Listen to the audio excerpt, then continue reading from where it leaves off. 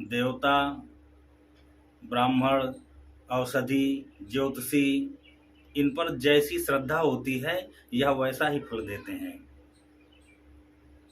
श्रद्धा विहीन किया हुआ कार्य निष्फल हो जाता है, कोई भी फल नहीं देता है। श्रद्धा ही पत्थर में भगवान के दर्शन करा देती है और उस भगवान से इच्छाओं की पूर्ति भी होती है। श्रद्धा के संबंध में स्कंद पुराण में एक बहुत ही उत्तम उपाख्यान दिया गया है। आइए हम उस कथा को सुनाते हैं, आप श्रवण करिए। बहुत ही पवित्र कथा है। पांचाल देश के राजा का पुत्र सिंहकेतु एक दिन शिकार खेलने जाता है। उसके साथ में एक भील जाति का उसका मित्र होता है। शिकार खेलते हुए जब जंगल में जाते हैं तो सिंहकेतु को एक टूटा फूटा मंदिर दिखाई देता है। मंदिर के अंदर जाता है तो भगवान शंकर की जो मूर्ति थी, शिवलिंग था, वह टूटा हुआ बाहर पड़ा होता है, अर्घ्य से बाहर पड़ा होता है। अर्घा अलग है, मूर्ति अलग पड़ी हुई है। पूर्व जन्म के संस्कार जाग उठते हैं उस भील के और वह उस मूर्ति को उठा लेता है, हृदय से लगाता है। पूजा पद्धति उसको पता नहीं थी, मंत्रों का ज्ञान नहीं था, कुछ क्रियाएं नहीं जानता था। वह अपने मित्र से पूछता है, उस राजपुत्र से पूछता है कि मित्र, भगवान की पूजा कैसे की जाती है? मैं इस शिवलिंग का पूजन करूंगा। राजा का पुत्र कौतूहल बस व्यंगात्मक स्थिति में उस भील को, अपने मित्र को पूजा की विधि बताता है कि इनका भस्म से अभिषेक करना चाहिए, इनका जलाभिषेक करना चाहिए, बेल पुष्प इत्यादि से इनकी पूजा करनी चाहिए, आरती करनी चाहिए, धूप आदि विधियों से इनका पूजन करना चाहिए। पवित्र स्थान पर जो आपको अच्छा लगता है, जो आप खाते हैं, उन्हीं चीज़ों का इनको भोग लगाना चाहिए। जो कार्य आपको प्रिय हैं वो कार्य भगवान को समर्पित करने चाहिए। उस भील पुत्र को राजा की बात समझ में आ जाती है। वह उस मूर्ति को लेकर के अपने घर में आ जाता है और घर में बहुत ही, जो उसके घर के हिसाब से जो सबसे अच्छी जगह थी, जो सबसे उत्तम जगह थी, वहाँ पर उस शिवलिंग को स्थापित कर देता है और प्रतिदिन उस शिवलिंग का पूजन करने लगता है। वह प्रतिदिन भगवान को भस्म से अभिषेक करता है, पूजन करता है, प्रसाद चढ़ाता है, भोग लगाता है। एक दिन दैव योग से उसको भस्म नहीं मिल पाती है।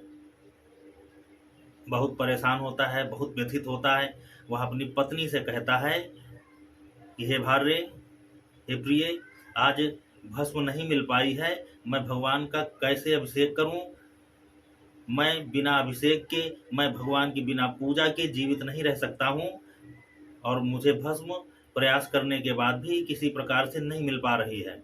पत्नी भी श्रद्धावान हो चुकी थी, कर्म नहीं जानते थे, लेकिन भाव से भगवान की पूजा कर रहे थे, भगवान उनके भावों को ग्रहण कर रहे थे। पत्नी ने कहा, ये तो हमारा सौभाग्य है, आप परेशान न होइए। हमारा जो टूटा फूटा घर है, जो घास फूस का बना हुआ, आप इसको आग लगा दें, हम इस आग में प्रवेश कर जाएंगे, आपको बहुत दिनों के लिए भस्म मिल जाएगी। आप उस भस्म से इसका अभिषेक करते रहना, भगवान शिव का अभिषेक करते रहना।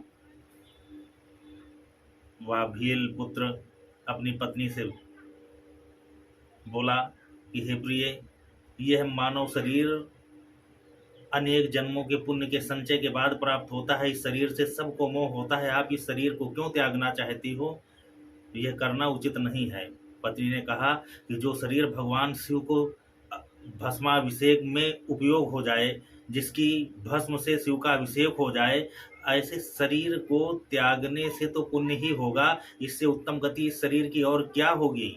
ये तो हमारा सौभाग्य है कि भगवान शंकर के अभिषेक में हमारे इस शरीर की भस्म लगेगी।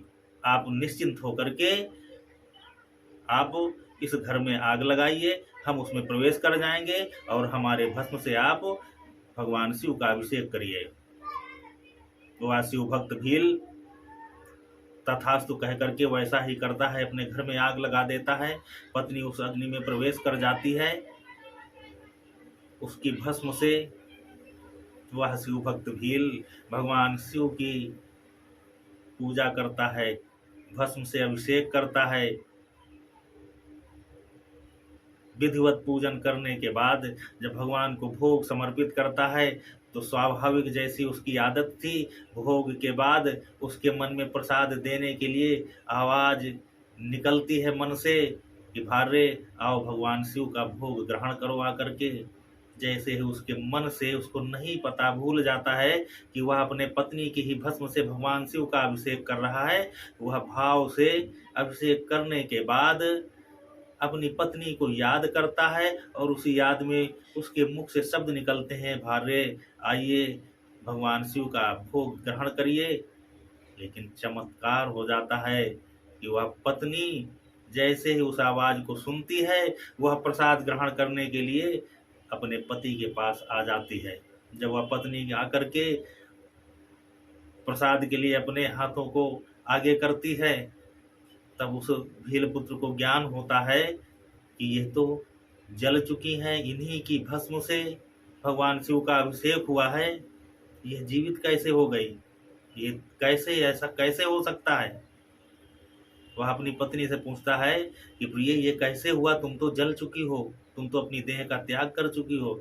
पत्नी ने कहा हमको कुछ भी याद नहीं है, हम जिस समय अग्नि में प्रवेश किए, बस अग्नि में प्रवेश करते समय तक का हमको केवल स्मरण है, इसके बाद हम तो निद्रा में जैसे चले गए, आपने बुलाया और निद्रा से उठ करके हम प्रसाद ग्रहण करने आ गए, हमको कुछ भी नहीं पता है।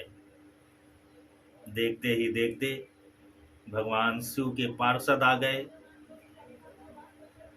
विमान लेकर के पति पत्नी दोनों को विमान में बिठाया और शिवलोक लेकर के चले गए। वह पति पत्नी दोनों महान शिव भक्त बने। मित्रों, ये श्रद्धा और विश्वास ही है कि भवानी शंकरौ वंदे श्रद्धा विश्वास रूपिणौ। जब श्रद्धा और विश्वास भगवान पर, औषधि पर, ज्योतिषी पर बन जाता है तो निश्चित ही परिणाम सुखद ही आता है। श्रद्धा के बिना कोई भी कार्य नहीं होता, इसलिए आप भगवान पर श्रद्धा रखें, विश्वास रखें, भगवान की पूजा में अविश्वास न लाएं। अगर आपका विश्वास अडिग है तो भगवान का संकल्प भी अडिग है कि वह अपने भक्त की रक्षा करने के लिए किसी न किसी रूप में अवतरित होगा, किसी न किसी रूप में आपके सामने आएगा। वो आपको कष्ट में नहीं देख सकता है, भगवान आपके कष्टों का निवारण करेगा ही करेगा। यह वेद वाक्य है।